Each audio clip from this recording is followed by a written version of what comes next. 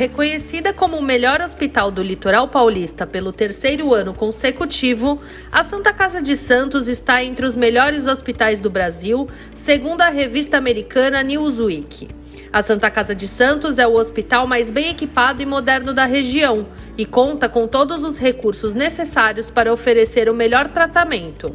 Com ampla retaguarda de UTIs especializadas e a mais avançada tecnologia cirúrgica, além de completa assistência diagnóstica e multiprofissional. Nova Santa Casa, a melhor e mais moderna. Começa agora Jornal em Foque. Apoio Santa Casa de Santos, cada dia mais completa. Olá, amigos internautas do Boc News e telespectadores da TV Com. Nós estamos iniciando uma nova edição do Jornal em Foque. E nesta quinta-feira, 14 de dezembro, recebendo com muito prazer o colega jornalista, ilustrador, cartunista, chargista, escritor. O currículo é extensíssimo. Sérgio Ribeiro Lemos, o Seri. Seri, muito obrigado pela presença aqui, é um prazer recebê-lo. Bom dia, Francisco, na escala, bom dia pessoal do Enfoque, aí o pessoal que está acompanhando a gente. Vamos lá, vamos destrinchar essa pequena carreira de algumas décadas. É verdade, conversar bastante sobre comunicação, enfim, sobre arte. Mas antes disso eu queria chamar o colega jornalista, professor Fernando de Maria, que está lá na redação do Boc News. E de lá ele faz a sua saudação inicial ao nosso convidado, aos nossos amigos internautas, telespectadores. Fernando, muito obrigado pela presença. Olá, Chico, olá, muito obrigado pela sua participação e, é claro, você, internauta e telespectador que nos acompanha nas nossas redes sociais, pode mandar perguntas para o nosso convidado. facebook.com/jornalbocnews, nosso canal no YouTube, youtube.com/bocnews TV e demais redes sociais. Lembrando, reprise 3 horas da tarde, na TV Com Santos, canal 8 Vivo, canal 11 Net Claro e 45 da Vivo 8 e nas demais plataformas de streaming. Fernando volta daqui a pouco, Seri, fazendo perguntas dos amigos internautas, perguntas da própria redação. Eu queria começar esse bate-papo, essa conversa com o Seri, falando um pouco sobre o lado escritor do Seri. Né? O Seri tem uma série de obras, estão aqui diversas, aqui na mesa, e ele está concluindo um novo livro, que tem um título provisório, um título sugestivo, mas é provisório, que é E Agora? Então, Seri, diante disso a pergunta se impõe, a pergunta pronta. Somos o país da piada pronta, né? Agora é o país da pergunta pronta. E agora, Seri? Obrigado pela presença, Seri. Obrigado, Lescala. E agora é um guia sobre criatividade e bloqueios criativos para leigos como eu. Nossa. Porque... Poxa, se você tem bloqueio criativo, imagina eu. Os amigos. Eu vou te falar, cara, porque assim, quando eu comecei a minha carreira, né, quando pintou as primeiras criações na minha cabeça, a gente acha que a criatividade ela vem de algum lugar fantástico, sim, divino, né? E eu achava que durante esse tempo todo eu sabia muito de criatividade, descobri que eu não sei nada, né? Contando a história de como se deu a ideia de fazer esse livro, eu estava fazendo alguns vídeos, né, durante a pandemia aí sobre ilustração, dando dicas de desenho para, né, várias pessoas e tal. E um seguidor chegou um dia e falou: Seri, o dia que você falar sobre bloqueio criativo, me avisa que me interessa muito, que eu não sei como lidar com isso. E eu falei: nossa, que prato cheio, cara, eu acho que eu vou começar a escrever alguma coisa. Eu comecei a elencar para ele várias atividades ou vários itens que podem levar ao bloqueio criativo, né? E comecei a conversar sobre aquilo e eu vi que realmente tem um campo vasto. Eu falei: eu vou escrever um livro, né? E procurei um amigo que é o meu conselheiro, quase meu guru. Ele se chama Washington Souza. Ele é o Tom, ele tem até um podcast toda quarta-feira, eu posso falar onde é? Claro, por favor. Na ZN, Rádio ZN Litoral, chama Tom o Mago. E ele me orientou e falou: Seri, dá um livro fantástico isso aí. Eu falei: cara, eu só não sei como vou escrever isso, né? Para não fazer uma coisa muito técnica e tal. Ele falou: começa contando histórias. Eu falei: contar histórias sobre criatividade, mas como assim, né? Aí eu lembrei que eu sou jornalista também. Claro.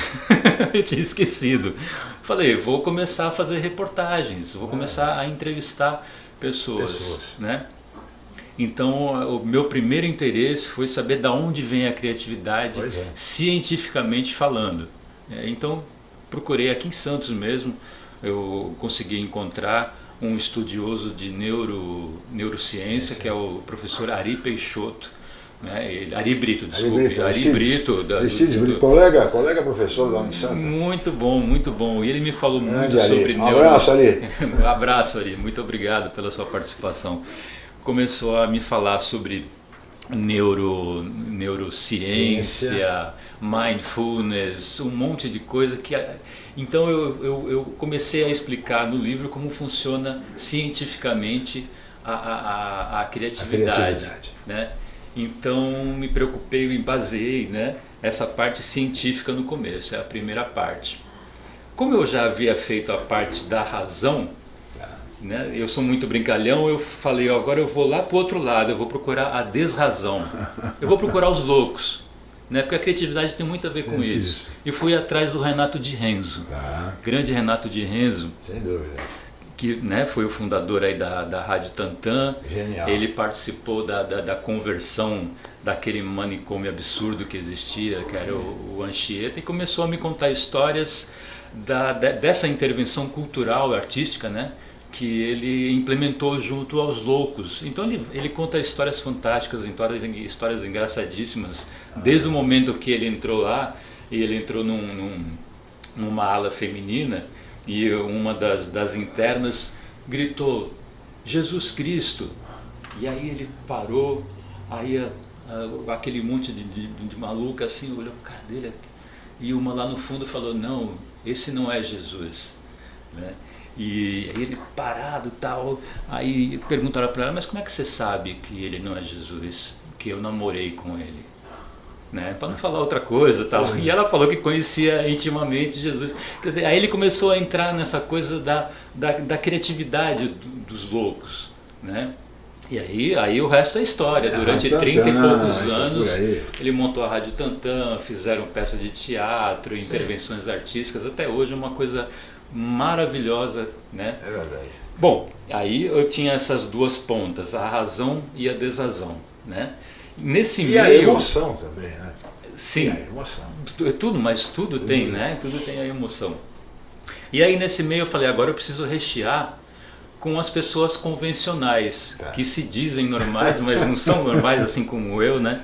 E aí eu falei, vou procurar profissionais, mas eu não quero só profissionais que lidem profissionalmente, né, com a criatividade necessariamente, que seriam publicitários, jornalistas, escritores, artistas, etc. Comecei até com um artista como Elver Savieto, obrigado Elver Savieto, mas eu falei, eu quero procurar outro tipo de profissional, professores, quero palhaço, né, antigos jornalistas, detetives, para saber como essa gente lida com a criatividade no seu dia a dia.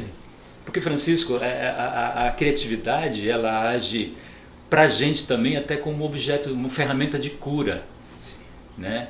O mindfulness, se você aplicar bem, se você começar a exercitar, a praticar, logicamente com uma pessoa que vai te orientar a fazer exercícios de meditação, exercícios de concentração, até a curar traumas. E isso é muito legal, se chama a criatividade positiva, né? Então você consegue fazer todo esse processo. Então você vê como a coisa está crescendo, vai se ampliando de tal maneira. Está sendo muito legal trabalhar com isso, que eu estou conhecendo gente de ontem mesmo, anteontem, entrevistei um peruano que se apaixonou pelo Brasil, né? Ele veio para cá como arquiteto, veio 2 vezes para o Brasil, estudou na Espanha, tal, e ele se apaixonou por aqui. Ele começou a fazer crônicas sobre o Brasil, mas crônicas humanas, né? Então ele estava me contando de uma passagem que ele teve com outro jornalista lá em Diadema. Eles estavam fazendo um trabalho, né, de políticas públicas. Ele trabalha com políticas públicas, mas também produz aí as crônicas dele. Então ele estava lá visitando uma praça, tal. Eu sei que ele desceu uma escadaria e ele estava cruzando com um senhorzinho, o rapaz que estava do lado dele, perguntou para esse senhorzinho que estava subindo a escada: e aí, é mais fácil descer ou subir? Aí o senhorzinho deu um sorriso e falou assim: depende da força do joelho. E aí, em volta disso, Francisco, ele começou a fazer uma crônica em cima dessa simples resposta, né? E aí ele trata da coisa do imigrante, da coisa da força que o imigrante nordestino tem que ter de subir e descer durante a vida, até a hora em que o joelho permita que ele faça esse movimento de sobrevivência, né?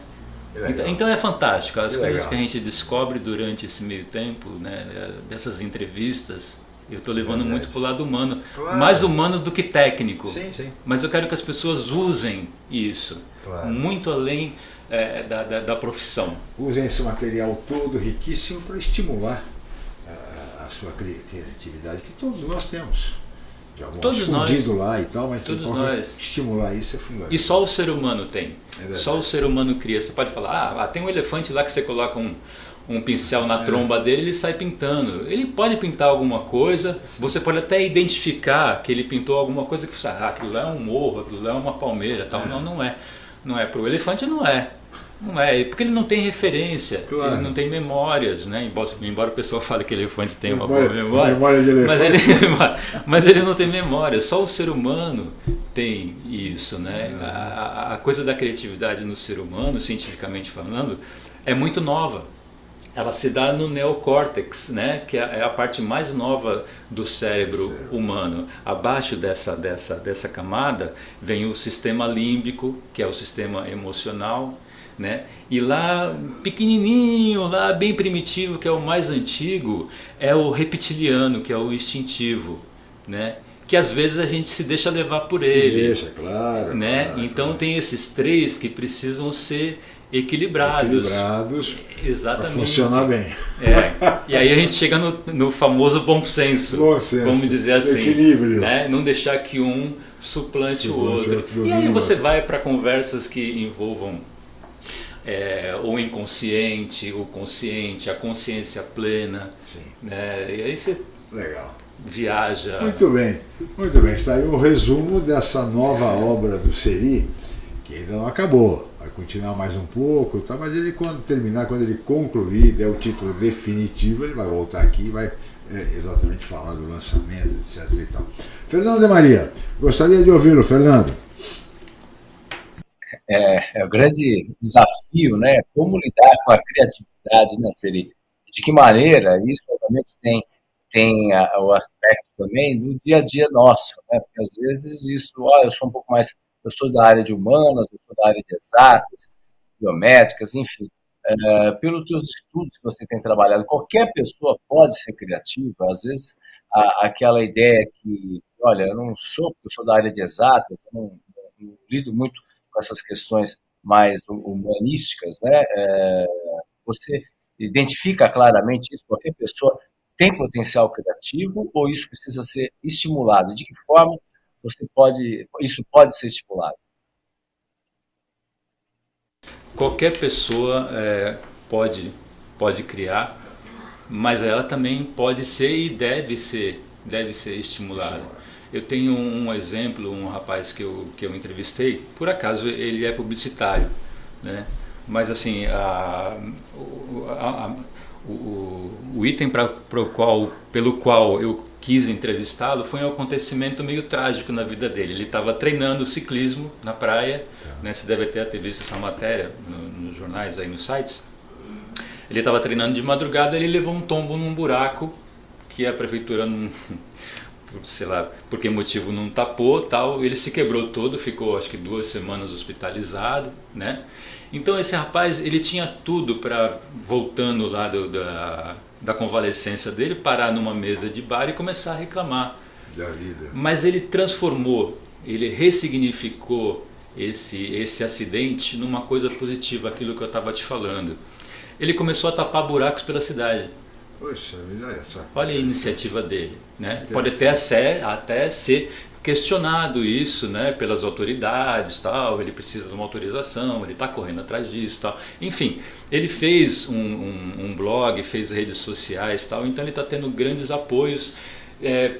Pessoas de outras cidades estão procurando por ele para saber como ele trabalha isso, que tipo de material ele usa, né? Porque não é qualquer coisa, você não vai lá com areia, com terra e tapar, porque vai virar um buraco no dia seguinte e tal.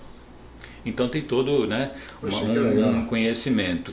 Então, sim, qualquer pessoa cria, mas precisa de estímulos. Estímulos externos ou estímulos internos, necessidades, né? Sim, Seri, muitos escritores, muitos artistas, músicos, enfim, dizem isso com frequência. Já li N matérias, N considerações. Uma frase de efeito, mas diz o seguinte, que muito do que eles criam é uma parte de inspiração e muito é de transpiração. É isso mesmo? Ou seja, ou vem a inspiração, a pessoa cria, no seu caso, por exemplo, você cria um personagem, aquilo vem, ou isso é fruto do seu trabalho, da sua pesquisa, você vai indo, e muita transpiração. Tudo isso, né? Existe uma linha científica também. Tem um pesquisador de São Paulo, Altair de Lima, que também está, Altair Lino, que está no meu livro, que ele explica essas 3 fases da criação, né? que é a inspiração, que são os insights e que é a criatividade por fim, né? A inspiração, a gente vai imaginar então que sejam linhas que vão sendo construídas, né? Devido a referências que nós vamos adquirindo, né? Aí ele conta que a inspiração não é nada divino, né? Como o pessoal falava na Grécia Antiga, né? A musa inspiradora chegou no meu ouvido e pá. Ela sonhou, né? Sonhou, tal. Isso na Grécia Antiga. No Ocidente já tem aquela coisa divina, do sacro, né? do religioso. Ele foi tocado pelo Espírito Divino, né? Então não tem nada disso, na verdade, né? A gente respeita muito as religiões e tal, mas em termos de criatividade não. A inspiração, ela se dá a partir das nossas referências, de nossos estudos, né? E aí, cruzando essas linhas, quando elas se cruzam lá, nós vamos ter os insights, que são aqueles momentos, né? Olha, eureka, pum, aquele pequeno momento, pequeno momento. Só que ele pode ficar ali parado, a escala. Você não pode fazer nada, você não precisa fazer nada. Você precisa de uma motivação, né? Você precisa de uma necessidade para transformar aquilo. Esse insight é uma coisa concreta, real. Isso. Não, é alguma coisa, uma lampadinha, sabe? A lâmpada que pinta na sua cabeça, aquilo é um insight, né? Ai, que legal, tal, pá. E aí eu vou criar. Aí vem o momento da criação, mas que precisa de um estímulo, precisa de uma necessidade, talvez, de uma emergência sua, né? Ou de uma necessidade que você tenha de ressignificar, como esse rapaz dos buracos, né? Ou uma pessoa que tenha tido um trauma, que tenha sofrido violência, e aquilo tenha lhe causado um trauma que ela precisa ressignificar. Temos ali o rapaz da massa asfáltica. Esse mesmo. É maravilhoso, cara. Massa asfáltica. Muito bom. Ele. E aí sim, aí ele constrói a criatividade a partir dessa motivação. Então a criatividade, no fundo, é a parte de motivação, é aquilo que vai funcionar, né? Que vai transformar toda aquela bagagem dele em algo concreto, tá? Perfeito. E aí ele vai criar. Muito bom, esse processo aí é realmente muito, muito interessante e estimulante. Acho que todo mundo pode criar, é aquele cidadão que de repente cria uma poesia, um poema, né? Pensando na mulher amada e cria um poema. É isso, é um insight e vai embora. É trabalhar em cima disso e dar vazão a essa criatividade que todos nós temos, como nos ensina aqui o Seri. Muito bem, Seri. Olha, eu queria mostrar um pouco dos seus livros, da tua produção para os amigos internautas. Olha, aqui temos a Abigail. Esse foi o primeiro livro da Abigail. uma personagem que eu mantive aqui na Baixada Santista de 1992 a 2001, quando eu saí do jornal A Tribuna, fui trabalhar no Diário do Grande ABC. Lá mantive durante algum tempo ainda a personagem Abigail, né? E aí depois, infelizmente, as personagens elas se esgotam, né? E eu também senti a necessidade de criar outras coisas. E aí comecei a fazer outras tiras que levam mais para a coisa do cartoon, que é aquela piada fechada, né? Que ela não precisa ter um universo, não precisa ter uma continuidade. E daí, dessa minha experiência, saiu esse aqui. Que são os bichos, homens e deuses, né? Esse foi lançado em 2014, ele ganhou o prêmio PROAC, né? São Paulo. Que é um programa de incentivo à cultura. Ele contém mais de 400 tiras, divididas em 3 itens, que são os bichos, né? São tiras sobre bichos, animais, enfim, tal. É prefaciado pelo Fernando Gonzalez, do Níquel Náusea. Aí vem piadas e tiras com homens, né, com comportamento humano e tal, mas uma coisa mais sociológica e tal.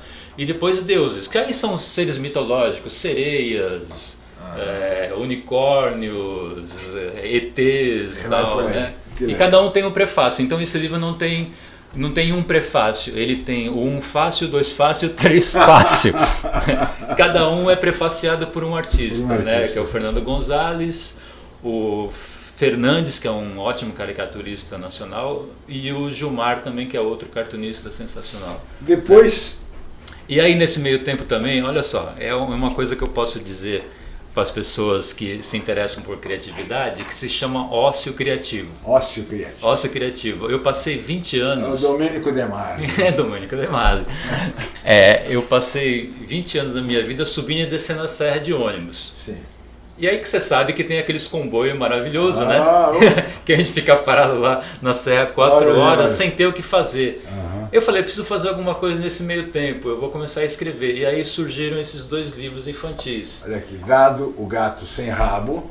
Que fala das nossas ansiedades, da nossa pressa, desse mundo agitado que a gente tem, procurando não se sabe o quê. Né? E o menino que abraçava a árvore, que é mais um livro ecológico, né? Ambiental, tal. Título maravilhoso, né? Os 2 estão esgotados, eu tenho esses 2 aí em casa. Coisa poética, maravilhosa. Por nada. Muito bem, fruto, portanto, das horas passadas no sistema Anchieta imigrante.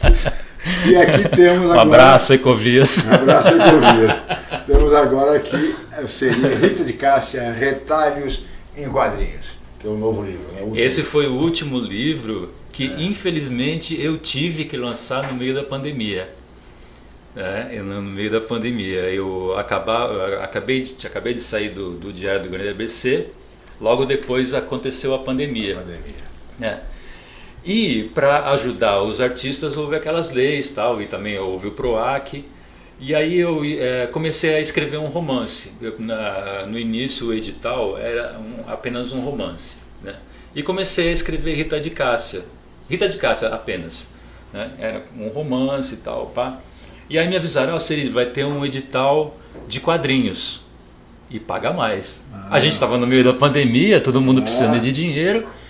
Eu falei, eu vou transformar esse romance que havia sido premiado já, né? Só que havia sido premiado, havia sido selecionado, mas eu ainda tinha tempo de escrever o quadrinho e eliminar aquele, né? Por uma questão ética também, não vou lançar uma coisa, né, estranha tal.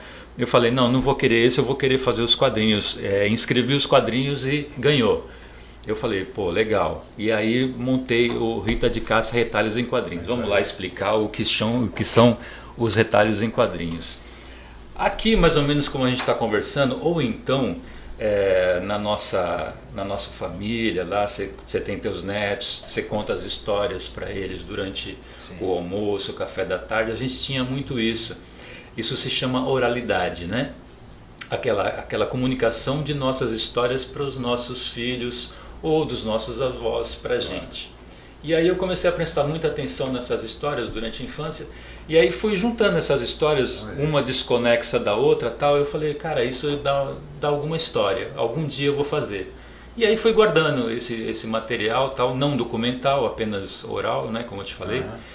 E aí transformei numa história em quadrinho, quase que uma biografia, uma linha do tempo, que vai de 1950 mais ou menos, quando começa a industrialização automotiva no Brasil, né, passando pela infeliz ditadura que nós tivemos, a abertura democrática e tal, até os nossos tempos, nossos dias atuais, né, contados por uma família que é fruto justamente desse período histórico, né, uma família perdida, pai permissivo, mãe ciumenta, filha sem um destino correto, assim, né, determinado e tal. E aí surgiu Rita de Cássia, Retalhos de Quadrinhos, que eu não posso dizer quem são as pessoas que fazem parte, né, da minha família, por uma questão óbvia, né? Mudei alguns nomes e tal, e aí surgiu essa história em formato de quadrinhos. Então cada capítulo ele começa com uma música que eu também criei, as músicas, né, lógico não, o ritmo, né, que eu não manjo muito de música e tal.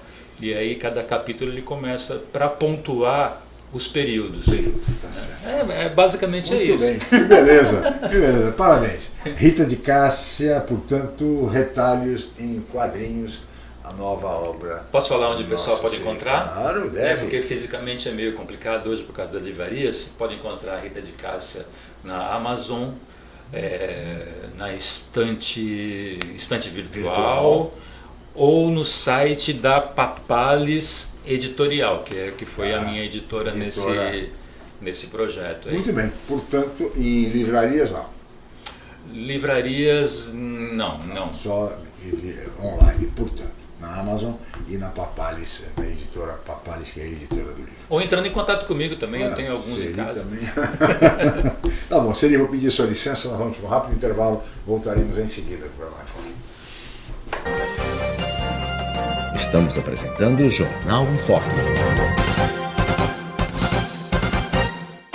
Reconhecida como o melhor hospital do litoral paulista pelo 3º ano consecutivo, a Santa Casa de Santos está entre os melhores hospitais do Brasil, segundo a revista americana Newsweek.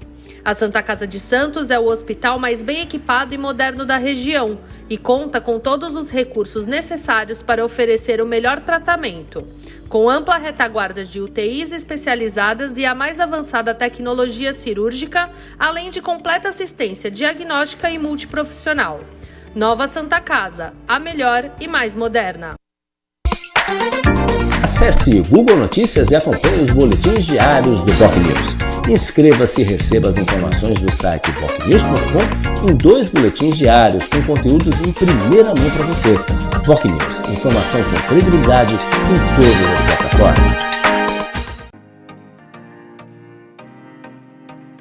Mesmo com toda a história construída no centro de Santos, a mudança se faz necessária. Novos momentos, salas de reuniões, estacionamento e uma sala de cirurgia exclusiva e moderna, mas sem perder a qualidade tanto nos procedimentos quanto no atendimento. Assim, a clínica do Dr. Calil Kirsten está de Casa Nova, no número 228, conjunto 13 da Avenida Ana Costa. Clínica Dr. Calil Kirsten, em novo endereço, mais moderno, com total acessibilidade, mas com a mesma qualidade de atendimento.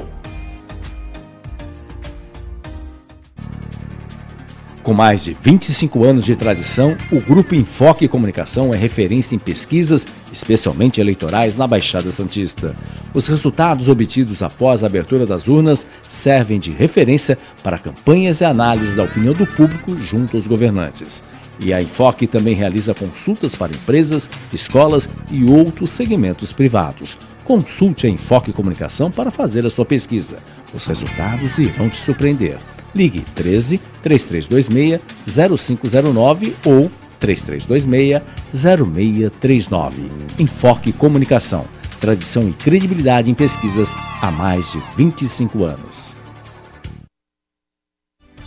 Rádio, TV, internet e jornal. O Grupo Enfoque Comunicação traz informação com credibilidade em todas as plataformas por meio do BocNews. Acompanhe nossas notícias pelo site bocnews.com ou pela TV no youtube.com/BocNewsTV e ainda na versão digital ou impressa do BocNews, além do rádio, onde você pode acessar pelo site bocnews.com ou baixar o aplicativo da Rádio BocNews pelo Google Play Store. Boc News, informação com credibilidade em todas as plataformas.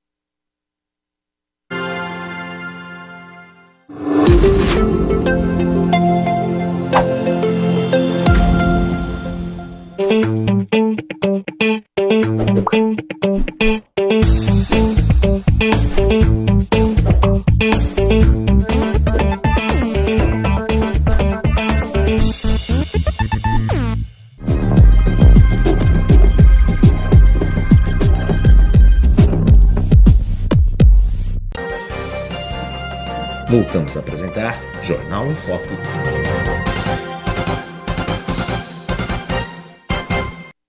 Muito bem, de volta com o Jornal em Foco desta quinta-feira, 14 de dezembro, e hoje recebendo com muito prazer aqui nos estúdios da Boc News TV o colega jornalista, cartunista, chargista, escritor, ilustrador, Sérgio Ribeiro Lemos, grande Seri.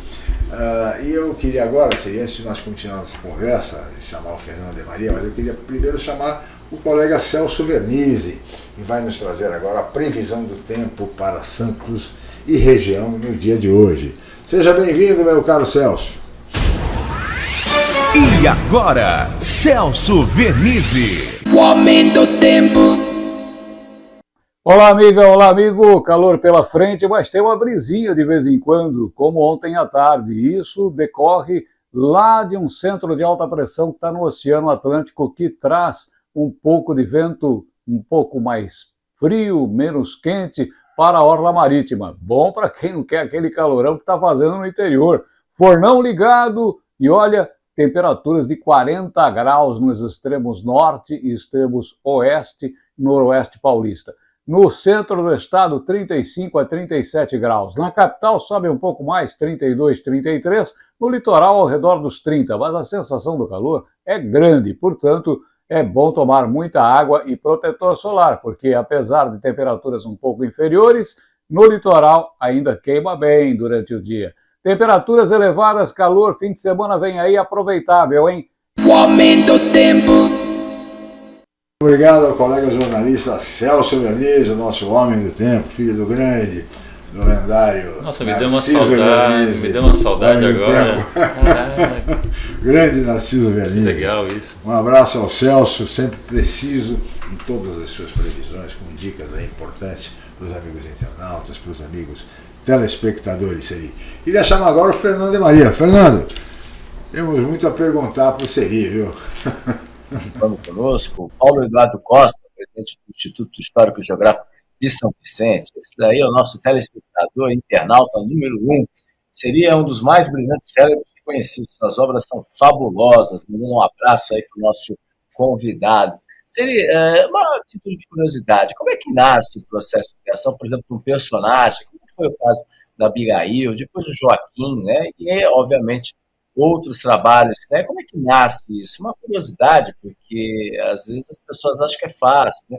Você se inspira em pessoas, se inspira em momentos, obviamente como jornalista também, o atual momento, sua página também nas redes sociais, né? A gente vê a questão da crítica, né? O uso da arte como forma de criticar, né? Como é que é feito isso daí, né? Sabendo que a gente está no momento também que se você falar o B reclama, enfim, esse momento também que é bem complexo nesse aspecto, né? Então, como é que funciona isso para os nossos internautas entenderem também, porque às vezes que eu falo, se você coloca que gosta do verde, quem gosta do azul vai te criticar, enfim, como é que funciona esse trabalho de criação e depois a repercussão desses trabalhos que você executa?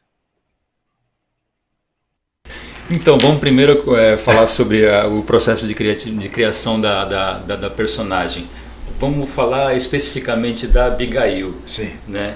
Eu gostava muito de ler, o meu cartunista predileto até hoje é o Enfio, né, que fazia Fradim, tal. Depois veio o Quino, né, que fazia a Mafalda. Depois disso o Calvin do Bill Watterson. Sempre gostei muito dessas personagens.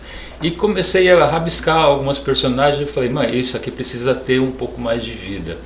E como é que eu vou montar esse universo? E eu vi que o meu caminho era pela psicologia infantil. Aí comecei a devorar livros de psicologia infantil. Naquela época tinha uma revista que saía na banca, que era a Psicologia Atual, né? Muito boa aquela revista. E a cada parágrafo que eu lia, as ideias começavam a aparecer. E aí comecei a montar essas micro-histórias, né? da Abigail, tal, que depois foi crescendo e virando um universo. E aí eu trabalhava no jornal A Tribuna, então, né, cheguei para o nosso grande amigo Clóvis Galvão, que era editor, tal, e mostrei para ele algumas tiras. Ele falou, legal, eu gostei, mas você vai ter condição de fazer todo dia uma tira? Note bem que você vai ter que ter pelo menos umas 30 tiras na frente, né, para manter, porque vai ter dias que você não vai conseguir criar. Né? Vai ter dias de crise, vai ter dias de, sei lá, algum problema que você vai ter, você não vai conseguir criar. Falei, eu vou tentar. E comecei a fazer, né? E aí começou a diversificar.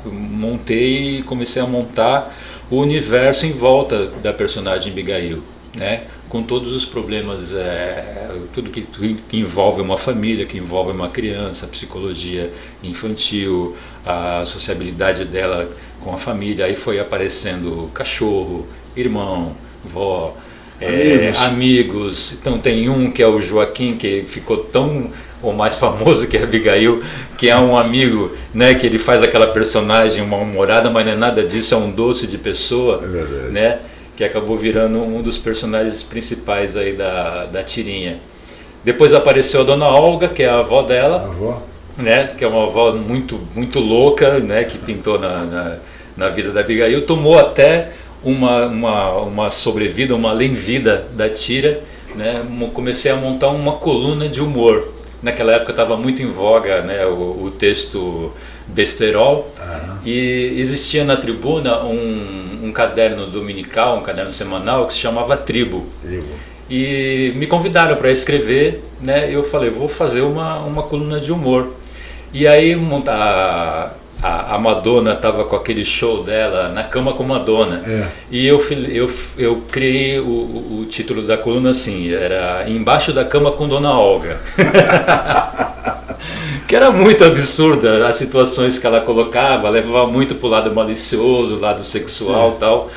Duvido que hoje em dia tivesse algum espaço para Dona Olga nos nossos jornais tão politicamente corretos, né? Ah, sim, hoje não. E aquilo a escala fez um sucesso que eu não imaginava que fosse ter, né? Era muito penoso escrever semanalmente uma coluna, mais do que fazer as tiras. Eu tinha que fazer 2 tiras por dia. E quando eu tinha que fazer o texto da Dona Olga, eu penava muito, porque eu tinha que me colocar primeiro no corpo de uma senhora de 70 e poucos anos, 80 e poucos anos, falando sobre sexo, né? E tendo humor ainda. Mas o negócio começou E comecei a receber cartas, melhor, a Dona Olga começou a receber cartas. Um dos caras que mandava cartas para ela se dizia apaixonado por ela. E ele falava que era da Marinha, ele falava que era oficial, e eu levava aquilo na brincadeira, às vezes eu respondia, às vezes não, Sei que um dia eu estava lá na redação, né, trabalhava como ilustrador, e aí o porteiro me liga lá de baixo, liga para a editora do caderno, a Fernanda. Fernanda, tem uma pessoa que quer falar com a Dona Olga. Aí a Fernanda vira pra mim e falou, seria agora, tem uma pessoa... Vai atender. Ele fala que é capitão reformado da Marinha. Eu falei, a gente tinha acabado de sair de uma ditadura, cara, e o militar vem me procurar e eu não sou essa pessoa. Nossa senhora, olha que coisa. Cara, e aí eu falei, bom, vou ter que receber. Claro, faz parte da brincadeira, infelizmente, vamos lá. Eu sei que o rapaz subiu, era um senhor já, tal. Quando ele parou na redação, falaram, olha, aquela é a Dona Olga. Ainda bem que não é hoje que eu tô mais feio. E aí ele abriu um sorriso, a gente se abraçou, tal, trocamos ideia, fiz alguns desenhos lá para ele e tal. É legal, né? E aí logo depois a Dona Olga veio a morrer, né? Assim como outras personagens. Mas ela conheceu o oficial da Marinha, pelo menos. Então esse é o grande lance do humor. Claro. Né? Quando o De Maria me pergunta sobre essa coisa, a pessoa gosta, outra pessoa não gosta, tal. Mas esse é o nosso papel, de fazer humor com as mais diversas situações. É que a gente, lógico, eu compreendo, a gente está passando, ainda estamos nessa rabeira dessa coisa idiota que se chama polarização, né, que divide tantas pessoas, né? Mas tempos de intransigência, de intolerância, de intolerância e tal, do que é politicamente correto e incorreto. É uma besteira danada, mas o humor tá aí, tem muita gente fazendo humor. Cara, eu lembro que cada coisa que acontecia no Brasil antigamente, a gente tinha tiradas fantásticas, né? E hoje em dia, se você faz uma tirada dessa, você é de esquerda, você é de direita. Eu imagino que seja difícil hoje trabalhar. Eu acho que foi. Todo mundo fica censurando o outro. Há um tempinho atrás, você sabe do que eu estou falando, estava sendo muito mais difícil. Porque eu, assim como outros colegas, a gente sofreu ameaças. Né? Nós éramos tidos como comunistas, esquerdistas e tal, não sei o quê, porque fazíamos uma charge criticando o chefe da nação. Né? Hoje em dia eu me sinto à vontade de criticar o chefe que está lá, saca? Se o pessoal que apoia ele quiser não gostar, vou aceitar numa boa, né? Assim como eles já tiveram no poder e eu já critiquei, mas nunca fui ofendido, nunca fui ameaçado, pelo menos por essa linha, né? E essa outra linha mais à direita, mais conservadora que houve, né? Sim, me ameaçou violentamente, assim como amigos que fazem cartoon, até mais do que eu sofri pouca coisa, né? Mas amigos que são mais militantes sofreram mais, né? Mas a gente continua, é a nossa profissão, né? Profissão como outra qualquer, né? Só que assim, aí tem o outro lado também. Quando a gente faz uma charge, uma tira, a gente também tem que estar preparado para nossa responsabilidade, né? Então, quando você vai mexer com uma religião, seja ela fundamentalista ou não, você tem que estar preparado, porque lá do outro lado você vai encontrar pessoas que podem ser uma ameaça para você. Então existe a responsabilidade que você tem na ponta do lápis. Sem dúvida. Que é um trabalho jornalístico, Lescala. Como todo e qualquer jornalista. Você tem sua responsabilidade, eu tenho a minha. Né? Então a gente tem que ficar ligado na hora que a gente está desenhando também. Sem dúvida. Entendeu? Muito bem. Só queria destacar aqui, mandar um abraço muito especial, fraternal, a um querido amigo, queridíssimo amigo, que é o Joaquim, que é o personagem do Seri, o Joaquim Ordonez, grande jornalista, grande colega, tá certo? E como bem disse o Seri, o personagem dele é um personagem enfesado, mal-humorado, bravo, mas de qualquer maneira é uma figura doce, a figura maravilhosa do Joaquim. Portanto, Joaquim, um grande abraço a você, nosso aqui, toda a Enfoque, a você, meu caro. Muito bem, Seri, vou pedir sua licença mais uma vez, vamos para mais um rápido intervalo, mas voltaremos em seguida com o Jornal Enfoque. Estamos apresentando o Jornal Enfoque. Reconhecida como o melhor hospital do litoral paulista pelo 3º ano consecutivo, a Santa Casa de Santos está entre os melhores hospitais do Brasil, segundo a revista americana Newsweek. A Santa Casa de Santos é o hospital mais bem equipado e moderno da região e conta com todos os recursos necessários para oferecer o melhor tratamento, com ampla retaguarda de UTIs especializadas e a mais avançada tecnologia cirúrgica, além de completa assistência diagnóstica e multiprofissional. Nova Santa Casa, a melhor e mais moderna. Acesse Google Notícias e acompanhe os boletins diários do BocNews. Inscreva-se e receba as informações do site bocnews.com em 2 boletins diários com conteúdos em primeira mão para você. BocNews, informação com credibilidade em todas as plataformas. Mesmo com toda a história construída no centro de Santos, a mudança se faz necessária. Novos momentos, salas de reuniões, estacionamento e uma sala de cirurgia exclusiva e moderna, mas sem perder a qualidade tanto nos procedimentos quanto no atendimento. Assim, a clínica do Dr. Calil Kirsten está de Casa Nova, no número 228, conjunto 13 da Avenida Ana Costa. Clínica Dr. Calil Kirsten, em novo endereço, mais moderno, com total acessibilidade, mas com a mesma qualidade de atendimento. Com mais de 25 anos de tradição, o Grupo Enfoque Comunicação é referência em pesquisas, especialmente eleitorais, na Baixada Santista. Os resultados obtidos após a abertura das urnas servem de referência para campanhas e análises da opinião do público junto aos governantes. E a Enfoque também realiza consultas para empresas, escolas e outros segmentos privados. Consulte a Enfoque Comunicação para fazer a sua pesquisa. Os resultados irão te surpreender. Ligue 13 3326 0509 ou 3326 0639. Enfoque Comunicação. Tradição e credibilidade em pesquisas há mais de 25 anos. Rádio, TV, internet e jornal. O Grupo Enfoque Comunicação traz informação com credibilidade em todas as plataformas por meio do BocNews. Acompanhe nossas notícias pelo site bocnews.com ou pela TV no youtube.com/BocNewsTV e ainda na versão digital ou impressa do BocNews, além do rádio, onde você pode acessar pelo site bocnews.com ou baixar o aplicativo da Rádio BocNews pelo Google Play Store. BocNews, informação com credibilidade em todas as plataformas.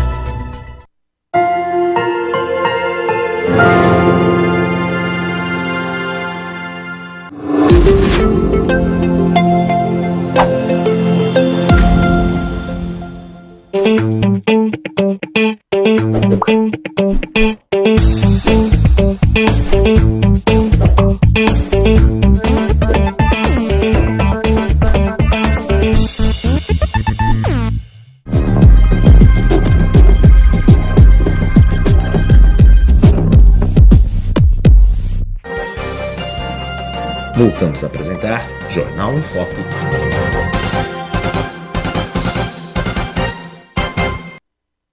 Muito bem, estamos de volta com o Jornal em Foque desta quinta-feira, 14 de dezembro, e hoje recebendo com muito prazer o colega jornalista Sérgio Ribeiro Lemos, o Seri, chargista, escritor, cartunista, ilustrador, enfim. Estamos indo para o último bloco, passa muito rápido. Eu costumo dizer que quando passa rápido assim, porque o conteúdo é ótimo, aí passa aqui voando, né, Seri? Mas, Seri, eu queria saber de você, antes de passar para o Fernando, a questão do surgimento de novos talentos. Você começou muito jovem, sim, na carreira, tal, num momento acho que de grande produção, né? De grandes cartunistas, era aquele momento efervescente, duríssimo do golpe militar, que também permitia, estimulava a criatividade. E como? Enfim, hoje em dia, quer dizer, com as redes sociais, espaço há de sobra, mas eu digo, e a questão do talento, dos jovens talentos? Eu acho que existe muita gente produzindo muita coisa boa, mas eu acho que ainda falta um pouco de pesquisa em torno do que é realmente a charge, do que é o cartoon, dessa molecada nova buscar. Às vezes eu falo molecada, mas eu vejo pessoal nas redes sociais, eu não sei as idades do Sim, povo que tá fazendo aquilo e tal, mas eu sinto que às vezes falta um pouco de pesquisa, aprofundar mais no que seja a charge, no papel da charge, porque às vezes eu vejo muita coisa repetindo velhas fórmulas. Né? Então seria legal que esse pessoal também começasse a pesquisar um pouco do que já foi feito, ler mais. Buscar um caminho próprio, né? Justamente para buscar caminhos próprios, né? Para buscar coisas novas, tal. Até repetindo, mas ao mesmo tempo pesquisando, conhecendo esse pessoal que produziu antigamente, não só aquele pessoalzinho que está ali nas redes sociais, né? Porque também é muito difícil você ir lá numa hemeroteca hoje em dia, muita coisa não foi digitalizada, né? Mas é importante você ir lá no baú da vovó e ver as revistas antigas, ler Milor, ler Enfio, né, que para mim é o grande cara, e por aí vai, né? Procurar essas pessoas. Mas tem muita gente boa. Tem um cara que eu entrevistei para esse meu novo livro, que é o Renato Peters. Jornalista, né? Jornalista, repórter da Globo e tal. Eu fiz questão de entrevistar. Esporte, né? Esportivo. Exatamente, ele é repórter esportivo. E a minha grande curiosidade, Por que você me entrevistou? Porque ele Cara, eu fiquei muito curioso para saber, porque assim, a gente que trabalha com jornal sabe que é uma loucura trabalhar com jornal de papel. De televisão é uma coisa super estressante, você não tem horário. Ele me falava, Siri, eu sei que da minha pauta, no dia anterior, se eu vou ter que trabalhar de manhã, de tarde ou à noite. Então eu não tenho vida social, eu não posso ter vida social. E sei lá, vou ficar 10, 12 horas, se tem uns jogos 9 horas da noite, eu não vou chegar 9 horas da noite, eu tenho que chegar no estádio entre 5 e 6 horas. Volto lá para a ilha de edição 2, 3 horas da manhã. Vou sair da Globo lá pelas 5 da manhã. Eu falei, cara, como você consegue fazer as charges ainda por cima? E é chargista. E ainda é chargista. E fala, Siri, apesar de tudo, eu estou lá no campo e aparecem as ideias, porque surgem, e como são charges mais ou menos, né, desse meio do esportivo, surgem várias situações que eu vou desenhando no papel, não é nem na tablet que ele faz. Ele desenha no papel, passa o pretinho, fotografa, depois vai no Photoshop, né, e coloca nas redes sociais. E muita coisa ele coloca no programa que se chama Hora 1 da TV Globo, que passa acho que 4, 5 horas da manhã, não sei. Ele tem um quadro que ele grava a cabeça na casa dele, ele comprou lá um chroma key que ele faz na casa dele e tal, depois o pessoal da Globo edita para ele. A sorte dele, entre aspas lá, é que ele produz isso aí acho que 2 vezes por semana ou 3 vezes, assim. Mas mesmo assim é uma loucura. Imagina. E outra coisa que me chamou a atenção no traço dele, no trabalho dele, na escala, é o traço que ele me traz do Enfio, que é aquela coisa, eu até falei para ele, Renato, não me leve a mal, o teu desenho não é ruim, mas assim, ele tem a expressividade que me lembra o Enfio. Ele falou, seria, apesar de eu ser mais novo, acho que ele está com quase 50 ou 40 e pouco, não sei, o meu irmão mais velho, a gente sempre desenhou tal, tinha muitas coleções do Fradinho, do Enfio, né? E assim, vou falar para o teu público, não sei se você sabe disso, o Enfio, ele desenhava aquela coisa rápida dele, porque ele tinha hemofilia. Isso. Né? Então, como ele não podia ficar numa posição só durante muito tempo, ele tinha que resolver aquilo com rapidez. Né? E o Renato Peters, ele até por essa falta de tempo dele, graças a Deus ele está bem de saúde, né? Ele faz esse traço também, mais rapidamente.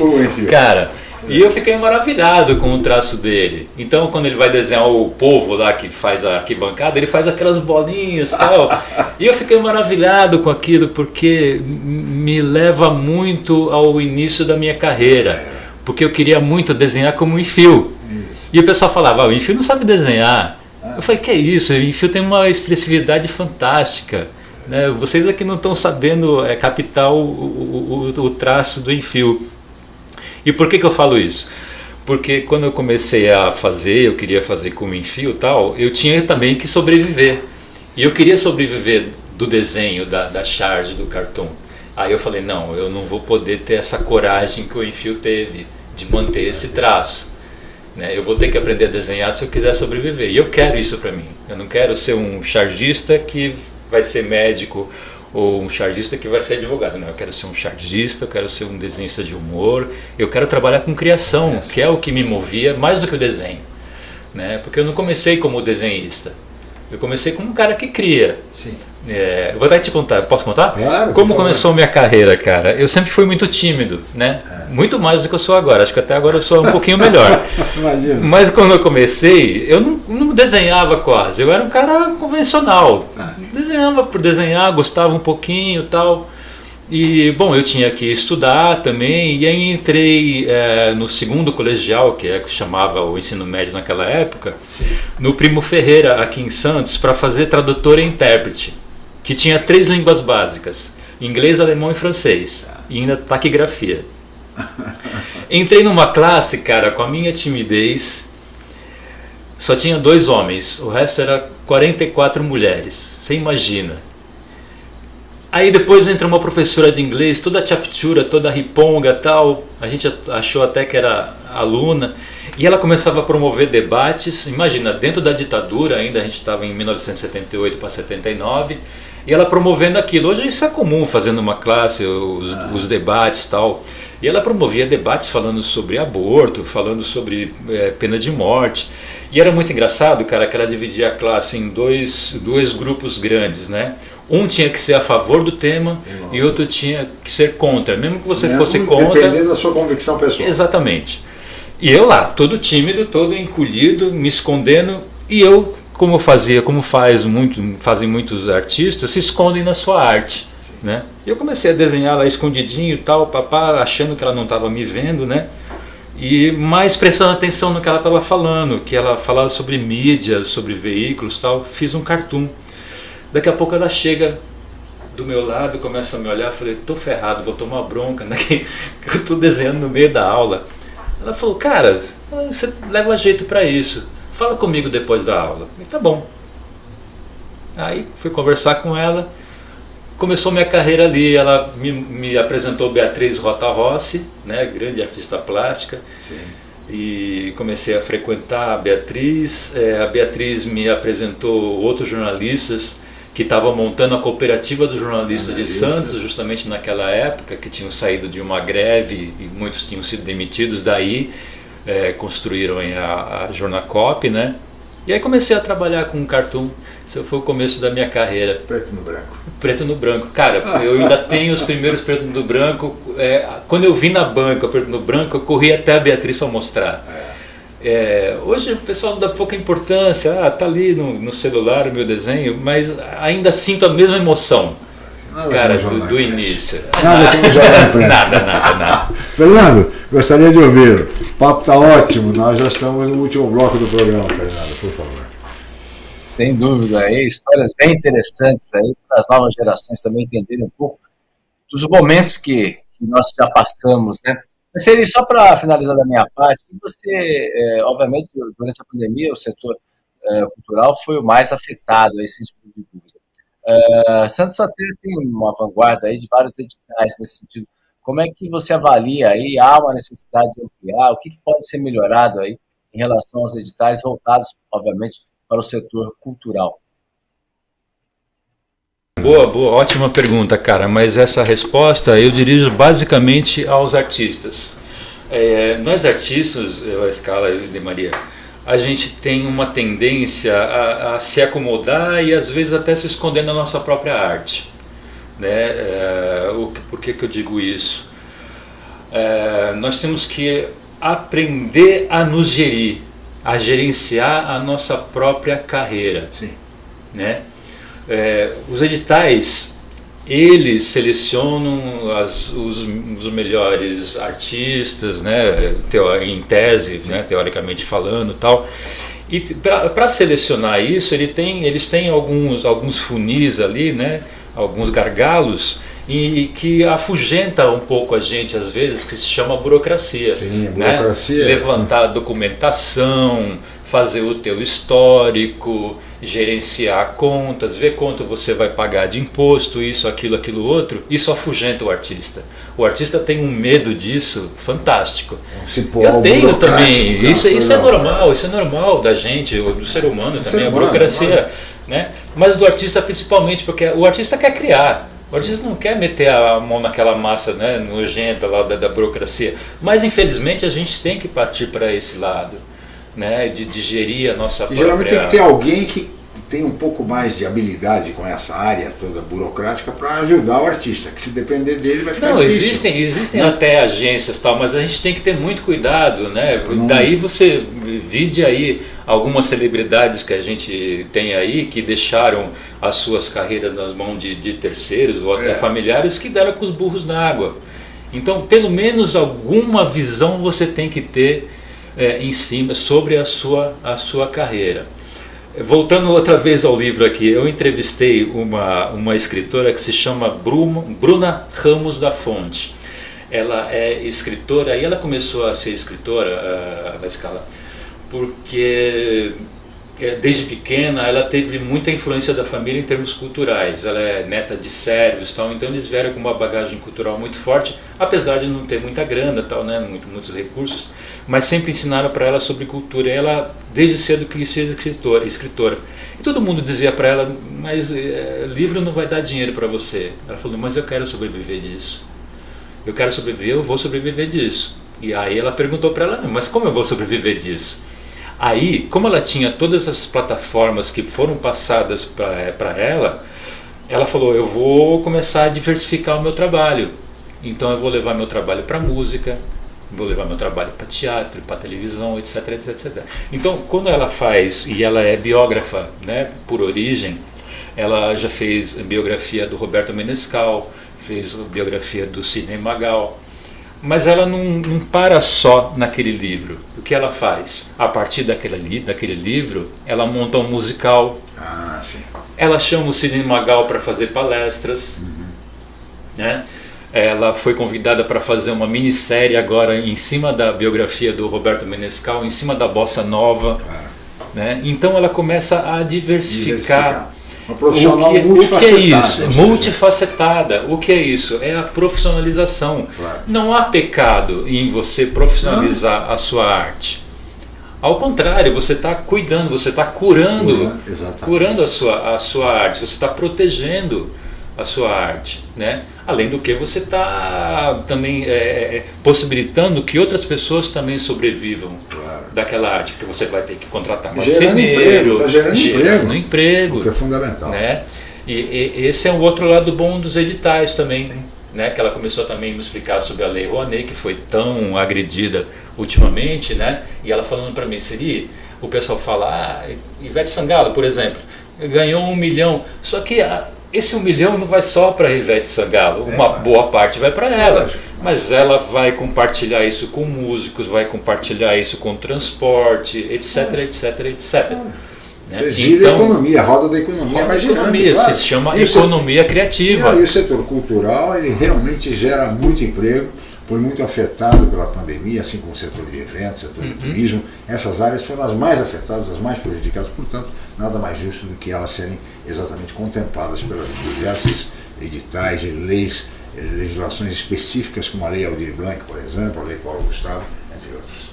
E Santos está de parabéns, porque nós temos aqui vários editais. Os editais estão saindo, mais outros editais. E vão sair outros editais. É verdade, né? Para poder atender a classe artística de Santos.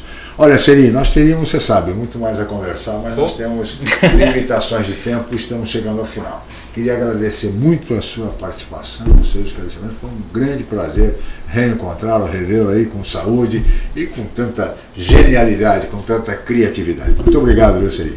Eu fiquei maravilhado com o convite e quero voltar aqui assim que eu tiver esse livro pronto. Claro. Eu acho que daqui mais ou menos 1 aninho e tal, eu vou já está convidado. Com a criança pronta aí. Legal, Seri. Muito obrigado. A Sérgio Ribeiro Lemos, o Seri, grande jornalista, colega, ilustrador, chargista, escritor, enfim, tudo que se possa imaginar no mundo artístico. Foi um prazer recebê-lo e entrevistá-lo hoje, meu caro Seri. Muito obrigado ao Fernando de Maria pela participação brilhante de sempre, a equipe técnica em nome do Felipe e, sobretudo, a você, amigo internauta, amigo telespectador, pela audiência qualificada de sempre. Nós estaremos de volta amanhã em mais uma edição do Jornal em Foco. Muito obrigado e até lá. Reconhecida como o melhor hospital do litoral paulista pelo 3º ano consecutivo, a Santa Casa de Santos está entre os melhores hospitais do Brasil, segundo a revista americana Newsweek. A Santa Casa de Santos é o hospital mais bem equipado e moderno da região e conta com todos os recursos necessários para oferecer o melhor tratamento.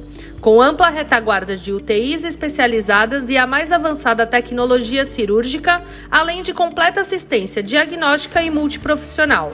Nova Santa Casa, a melhor e mais moderna. Você conferiu Jornal em Foque. Apoio Santa Casa de Santos, cada dia mais completa.